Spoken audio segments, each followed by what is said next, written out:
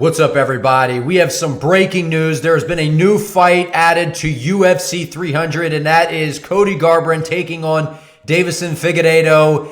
Guys, this is an outstanding matchup. Now, I know that there's going to be some people out there saying, well, wasn't this already booked? Wasn't this already supposed to be happening? Well, after Cody Garbrandt's most recent performance against Brian Kelleher, Cody looked sensational, right? He was in a little bit of trouble with the calf kicks, had me concerned there for a little bit. Guys, I've been a fan of Cody Garbrandt for basically his entire career. I've watched this guy, he's from Yorksville, Ohio. Just from what we've seen from Cody over the years is, one night in his prime, really against Dominic Cruz, where he looked sensational. And everyone kind of gave up on Cody Garbrandt for a while there after the Dillashaw fights. And he was in a dark place, it seemed.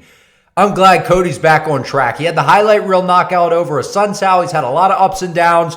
Comes out there, fights a guy in Brian Kelleher who, Kelleher's not a world beater, but he's a pretty solid guy. He's been around the UFC for a while, and to hang around the UFC a while, you got to be doing some things right. Cody Garbrandt goes out there, gets a vicious finish. We saw him in there before, edging out a decision victory. So Cody's he's back on track a little bit, right? And I know that this is a big step up compared to what Cody's been dealing with over his past few fights. And I'm a little bit concerned in this matchup. And that's because from what we've seen from Cody, it's always kind of been, it's been a rocky road. And we have not seen that same Cody back when he fought Dominic Cruz, since the Dillashaw fights. We saw a touch of it against a Sunsao. But since, it's just been kind of all over the place for Cody. It's been very up and down. And this is a tough fight, man. I mean, Deiveson Figueiredo looked sensational in his last fight against Rob Font. I was one of the people out there that thought, is the size of Rob Font and the power of Rob Font going to be an issue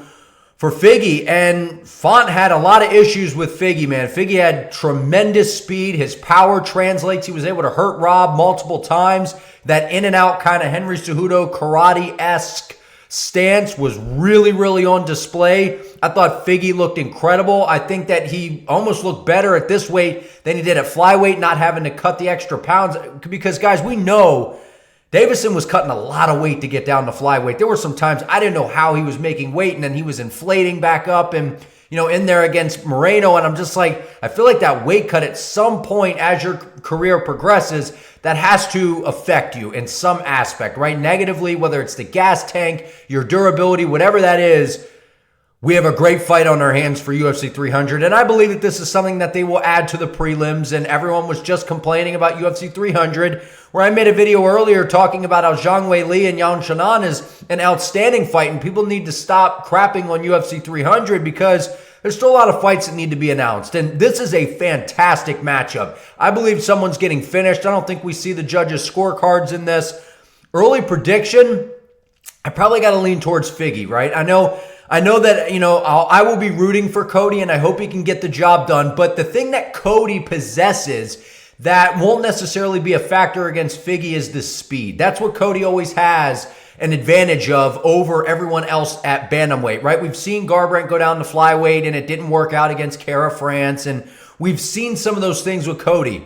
But Cody has tremendous hand speed. He has some of the best hands in the history of the bantamweight division. His boxing is outstanding. But he has a problem that I do believe that Figgy is going to take advantage of. And this problem has not been corrected in the career of Cody Garbrandt. And that is the hole that every time Cody loves to spam that overhand right, he drops his left hand as he's throwing it. And he enters the pocket like this for the exchange.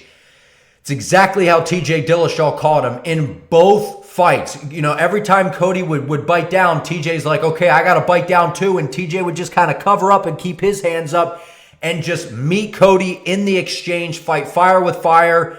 Pedro Munoz did the same thing. And Dillashaw kind of laid out that blueprint where if you bring Cody into a fight, you tag him with a good shot, he's going to try to come after you and get that one back on you. I believe Figgy's going to be able to scoot around on the outside. I believe Figgy has the better grappling, the better submissions. Although Cody does have good wrestling. He has good takedown defense, but Cody's not submitting people. He's not taking people down looking to finish you and things like that. He has good wrestling to take you down to score points, get some control time. Maybe he's getting hurt on the feet and needs a takedown to help recover. That's why Cody Garbrandt's shooting for takedowns. Outside of that, I thought that we were going to see a power difference between the bantamweights and Figgy. Now, that's not to say Cody Garbrandt absolutely has dynamite in that right hand. He can put anybody in the bantamweight division out if he lands that beautiful right hand that he throws. The question is, can he land it on Figgy? Because we've seen Deiveson look good, man. He looked really good in that fight against Rob Font. I was really impressed. And I know that Rob Font's a little bit older, but we also saw what Rob Font did to Cody.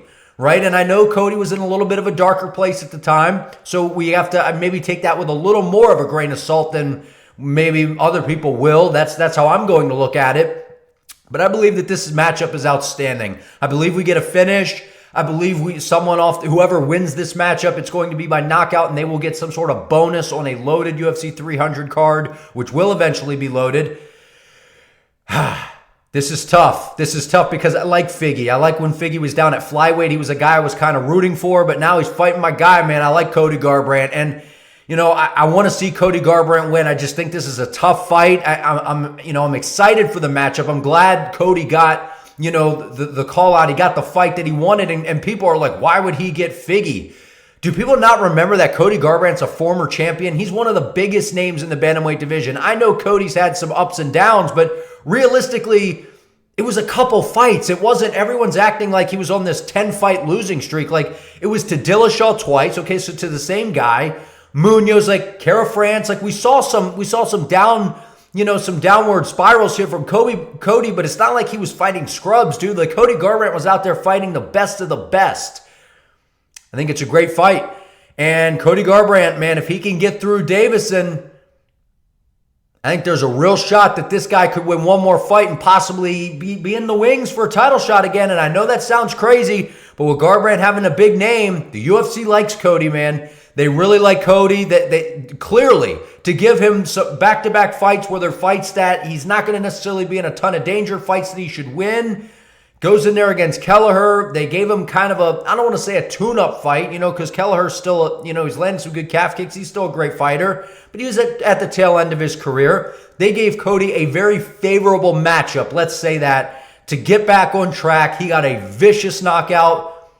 I'm excited. What do you all think? Early prediction, I lean towards Figgy. I think he's going to be able to outpoint Cody, kind of sit on the outside, frustrate him, and then sting him whenever Garbrandt tries to close the distance. But I could just as easily see Garbrandt coming forward with one of those blitzes that he likes to come out with in those beautiful boxing combinations and land a good overhand right and put Figueiredo out. I can see that as well. I want to hear what you all think. Subscribe to the channel. Help your boy out. I appreciate you all. See you in the next one.